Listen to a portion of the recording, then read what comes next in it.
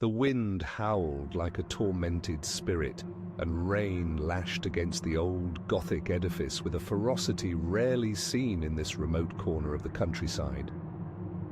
The mansion, Rivenwood Hall, loomed over the landscape like a dark sentinel, shrouded in mist and ancient secrets.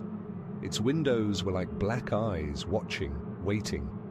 Inside, the air was heavy with the scent of dust and decay.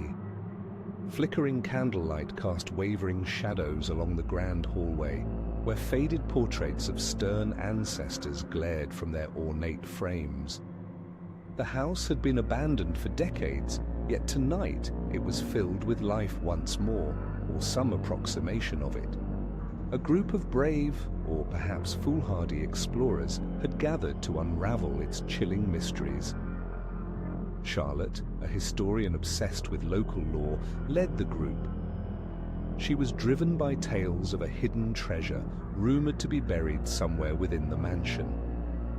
With her were Mark, an amateur ghost hunter, armed with an array of equipment.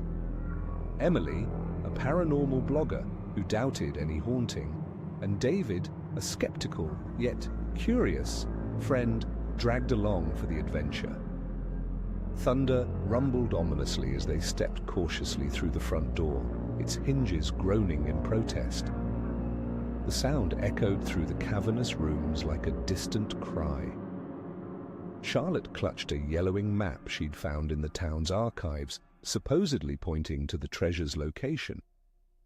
"In the East Wing," Charlotte whispered, her voice barely audible over the storm. "That's where we need to go." The group trekked through the labyrinthine corridors, their footsteps resonating off the cold stone floors. Mark busied himself with his gadgets, clicking buttons and peering at screens, every so often murmuring to himself about spectral activity. Emily, camera in hand, narrated to her phone, hoping for something shocking to thrill her audience. As they reached the eastern end of the mansion, the air grew colder, their breath visibly misted, and an unnatural silence enveloped them, the storm's roar, muffling as if cowed by the presence that lingered here. They entered a chamber dominated by a massive, dust-covered fireplace, where the remains of ancient furniture lay in silent witness to years of desolation. Suddenly David halted, peering into the gloom. "Did anyone else see that?" he asked, his voice taut with unease. "What?" Charlotte replied, glancing around.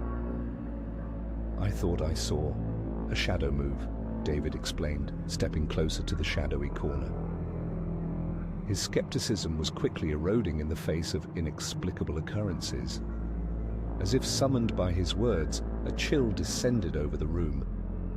The shadows seemed to writhe and pulse, coalescing into a form that defied understanding. It was there, an entity of darkness and malice, eyes gleaming like embers in a forgotten hearth. Mark's equipment beeped wildly, but no one noticed. The group was transfixed, rooted in place by terror. "Leave this place," a voice rasped from the depths of the shadows, echoing around them. It was a command, not a plea, filled with an ancient resentment. Charlotte tightened her grasp on the map, shaking her head vehemently. "We have to find the treasure. We can't leave now." But the entity did not wait for a response. With a sudden movement, it surged forward, a tendril of darkness knocking the map from her hand.